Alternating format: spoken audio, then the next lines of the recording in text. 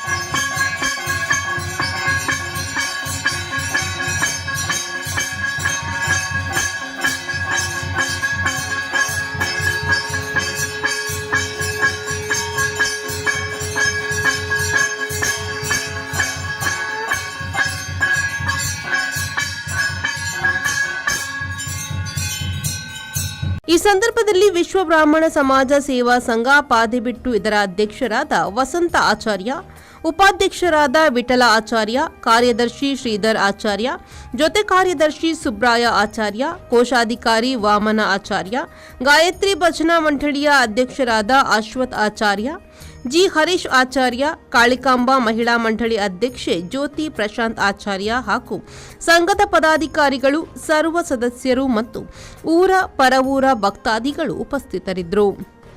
Raviraj, ವಿ4 news, Padubidri.